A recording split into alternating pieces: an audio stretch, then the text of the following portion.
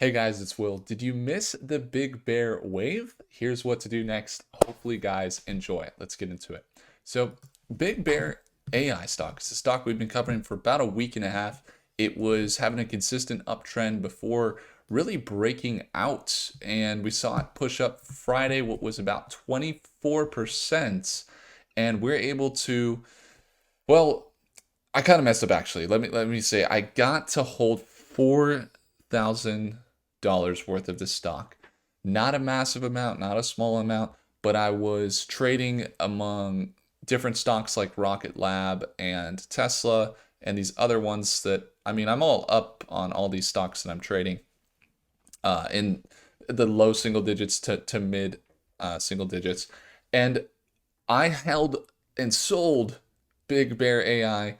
Of my 2,000 shares, I sold 1,000 at the Friday at 333, and I'm still holding another share that I bought at 280 down here that's increased a lot. So I'm still up tremendously, and I plan to hold, if not add to my position on a pullback here with Big Bear AI. But one of the things that Big Bear AI has been really doing, and this is like I want to get into this, but actually the reason that I'm sharing that is because I didn't have enough patience on the stock. And so because I didn't have enough patience and I sold, I missed out on what could be, if it continues up, more than about 7% of what would have been a very nice profit. And one of the biggest things that I've learned trading is not that you need to manage risk perfectly, that you need to have, very set criteria for investing. It all makes sense and you want to have those things. But what makes a big difference? Well, adding to your winners when you're winning, okay? Adding to your winners that you've done all this work and analysis on. And if you're going to see that it's really going in the direction you anticipated, and you know that your analysis had foresight for what would be a bigger increase, then add to your winners. You can move a stop loss or things like that, manage some risk, sure, but add to your winners. And I think that's one of the things, a lot of people, they cut early their winners. And I think it's one of the things it's really messed up because people, they let their losses ride and they cut their winners early. And it's like sometimes I do that, and it's really just comes down to the value of patience.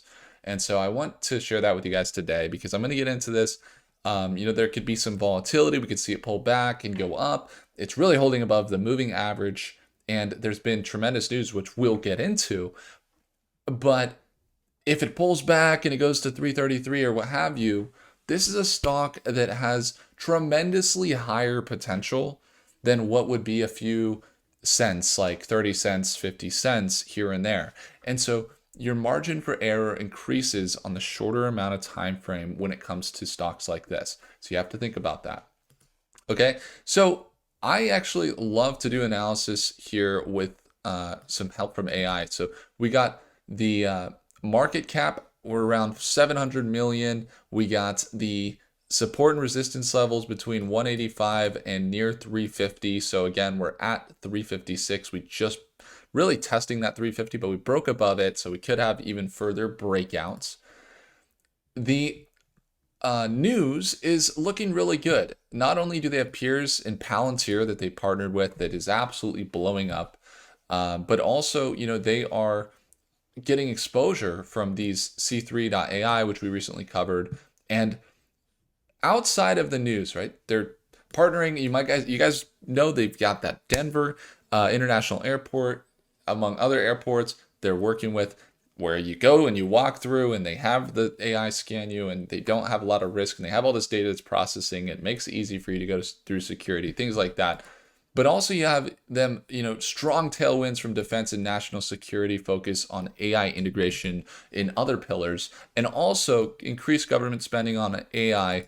I think even if, we had Republican or not Republican, you're going to see increased in spending on AI no matter what. Even if you have some Department of Government Efficiency, they're going to most likely lean towards AI in the spending, right? Because that would mean more efficiency, and that's what it's all about. Now, price prediction, this is interesting. Short term could be $2 to $4. Okay, and I know it's not 100% accurate with the short term, especially here, but as you guys know, we've been using AI and it's been predicting some things quite well when I've been building out this app for doing AI analysis.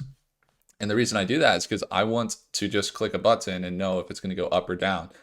And right now, the shorter term says $2 to $4. The longer term says $6 to $10 by 2025. Okay, so keep that in mind, by 2025. So that's actually just in the next, what, 20 days that we could see this go up to $6 to $10, which essentially would be a 55% to what could be a 3x of this stock. So, there's a lot of, pairs that you could look at similar to Palantir.